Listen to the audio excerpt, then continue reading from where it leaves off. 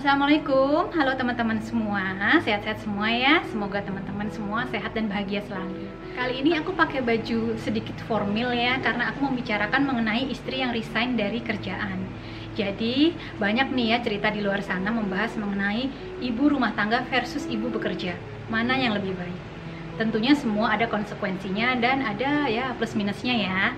Nah, kali ini aku melihat dari sudut ekonomi. Seorang istri yang resign dari pekerjaan kantor yang sudah dilakukan sekian lama pasti ada alasan khusus ya. Pertama mungkin masalah prioritas. Setiap orang prioritasnya tentu berbeda-beda. Nah, prioritas utama tentu saja sebagai seorang istri adalah keluarga, yaitu anak-anak dan suami. Biasanya keputusan seorang ibu bekerja untuk resign terutama adalah karena masalah keluarga. Mungkin karena anak yang masih kecil, atau ada kebutuhan khusus, atau suami yang mungkin pindah keluar kota dan tidak bisa pindah kerja, terpaksa harus resign dan mengikuti suami, seperti itu. Sebelum kita lanjutkan, yuk di-subscribe dulu yang belum subscribe dan klik lonceng supaya nggak ketinggalan ya. Dan tolong share ke WA group dan sosmed kalian. Dalam penentuan apakah seorang istri resign atau tetap bekerja, tentunya ada hal-hal yang harus dipertimbangkan ya. Khususnya adalah masalah ekonomi. Seorang perempuan bekerja, ada tujuan-tujuan yang ingin dia capai. Mungkin pertama adalah masalah ekonomi, yaitu untuk membantu suaminya dalam menghasilkan penghasilan untuk kebutuhan rumah tangga. Yang kedua, mungkin untuk dirinya pribadi, untuk aktualisasi diri, untuk mengembangkan kemampuan, dan untuk bisa bermanfaat bagi orang lain. Keputusan untuk resign tentunya tidak mudah, harus ada hal-hal yang diperhitungkan, khususnya masalah ekonomi. Bila selama ibu bekerja, maka ibu bisa memberikan kontribusi ke dalam keluarga dengan penghasilan. Namun bila sudah berhenti bekerja, tentunya penghasilan itu tidak ada lagi. Sehingga sumber penghasilan hanya dari satu, yaitu dari suami.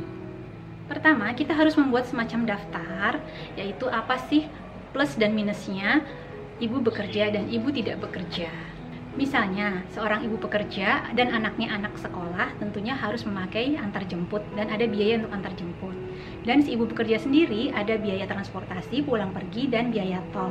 Namun, bila ia resign, tidak ada lagi itu biaya transportasi, pulang pergi bekerja, dan tol. Dan dia juga bisa mengantar jemput anaknya sendiri sehingga tidak perlu membayar antar jemput. Contoh lain untuk biaya berpakaian. Misalnya baju kerja seperti ini, atau make up, aksesoris, tentunya kalau untuk bekerja lebih banyak ya yang harus dikeluarkan. Tapi kalau ibu rumah tangga tentu tidak sebanyak kalau ibu bekerja, karena ibu rumah tangga tidak usah membeli lagi baju-baju kerja. Jadi kita harus bikin daftar plus minus dari ibu bekerja dan tidak bekerja. Itu untuk membantu memutuskan apakah akan resign atau tidak. Kemudian kita juga harus membuat simulasi anggaran bila sudah resign. Anggaran semula mungkin melibatkan penghasilan dari istri, sedangkan setelah istri resign, maka anggarannya hanya dari satu sumber, yaitu dari penghasilan suami. Jadi kita harus menformulasi ulang anggaran rumah tangga berdasarkan hanya dari satu penghasilan. Nah, dari situ akan kelihatan apakah layak nih buat resign atau enggak.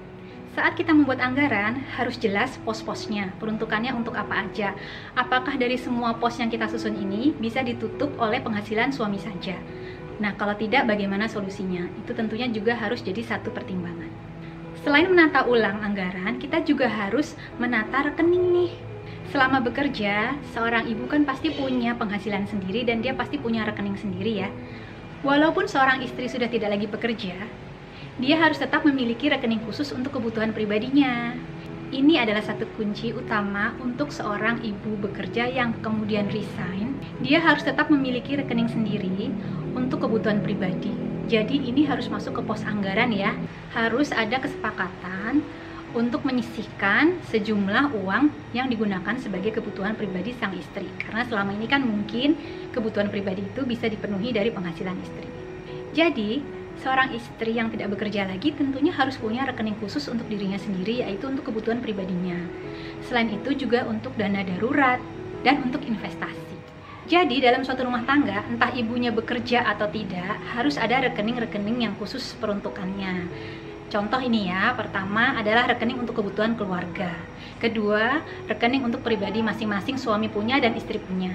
Ketiga, ada rekening dana darurat untuk keluarga dan ada rekening darurat untuk istri.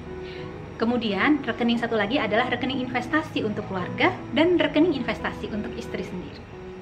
Apakah suami perlu tahu tentang rekening istrinya? Tentu saja, sebaiknya dikomunikasikan bahwa istri punya rekening sejumlah sekian. Tapi menurut saya pribadi, jumlahnya sih tidak perlu tahu ya, asalkan istri punya kemampuan untuk mengelola keuangannya. Kenapa ibu rumah tangga harus mempunyai rekening sendiri untuk pengeluaran pribadi, dana darurat pribadi, dan untuk investasi pribadi? Karena ini untuk jaga-jaga ya, ini semacam jaring pengaman jika suatu saat terjadi apa-apa. Ya kita tidak tahu ya gimana takdir, semua orang, setiap orang kepribadiannya bisa berubah. Jadi kita tidak bisa mengandalkan 100% kepada suami kita. Kita sendiri harus mandiri dan mengelola keuangan kita sendiri. Dalam rumah tangga biasanya ada satu manajer keuangan yang tugasnya adalah mengelola aset dan keuangan. Tentunya orang ini entah itu suami atau istri harus punya kemampuan untuk melaksanakannya. Seorang ibu rumah tangga atau ibu bekerja yang sudah resign bukan berarti ia tidak berdaya dan hanya bisa meminta kepada suami untuk kebutuhannya. Seorang ibu rumah tangga juga harus berdaya ya, dalam arti ia mempunyai kemampuan untuk bisa mandiri dan tidak tergantung pada suami sepenuhnya. Nah, kalau sudah tidak bekerja lagi, dari mana kita bisa mendapat uang yang bisa kita kelola sendiri? Disitulah intinya kita harus berdaya. Jadi sebisa mungkin seorang ibu rumah tangga juga harus punya kemampuan untuk menghasilkan uang sendiri. Tentunya ini tergantung kondisi masing-masing ya. Ada yang mungkin punya anak kecil jadi tidak punya waktu untuk bisa melaksanakan suatu kegiatan ekonomi. Tapi sebenarnya ini bisa diatur sesuai dengan kemampuan masing-masing. Contoh yang bisa dilakukan seorang ibu rumah tangga adalah berdagang. Nah, ini yang juga dianjurkan oleh Nabi kita ya. Jadi berdagang itu adalah hal yang paling basic semua orang bisa melakukan. Kemudian, seorang ibu rumah tangga juga harus punya keahlian. Mungkin dia bisa menggunakan keahlian itu untuk mengajar atau memberikan pelatihan. Atau sekarang banyak banget ya influencer dan content creator yang ternyata adalah seorang ibu rumah tangga. Tentunya kegiatan-kegiatan ini sangat baik dilakukan, tapi tetap memprioritaskan keluarga. Sang ibu harus memberikan pengertian kepada suami dan anak-anaknya bahwa dirinya itu harus berkembang, bahwa dirinya itu harus memiliki aktualisasi diri walaupun hanya seorang ibu rumah tangga. Contohnya nih ya, untuk ibu rumah tangga supaya lebih berdaya, mungkin dia bisa mulai belajar hal-hal baru. Misalnya ikut workshop, kursus, pelatihan, seperti itu. Untuk mengembangkan kemampuan yang udah ada atau belajar hal baru lagi. Kemudian, seorang ibu rumah tangga juga harus punya me time ya. Me time contohnya pergi ke salon, belanja sendiri, atau jalan dengan teman-temannya. Jadi kesimpulannya, dalam memutuskan untuk resign atau tidak, seorang ibu bekerja harus pertama kali mempertimbangkan apa sih prioritas dalam hidupnya. Apakah itu sesuai, apakah itu worth it, apakah itu layak. Kemudian kedua, dalam sisi keuangan ya atau ekonomi ya, apakah penghasilan dari suami saja bisa mencukupi. Dan harus membuat simulasi anggaran setelah resign bekerja, apakah semua kebutuhan bisa dipenuhi sepenuhnya oleh sang suami. Kemudian yang keempat, seorang istri harus memiliki rekening sendiri. Apakah itu untuk rekening kebutuhan pribadinya, untuk dana darurat, maupun untuk investasi. Terakhir, seorang ibu rumah tangga juga harus berdaya, harus memiliki kemampuan dan ilmu pengetahuan yang cukup, terutama untuk mengelola keuangan.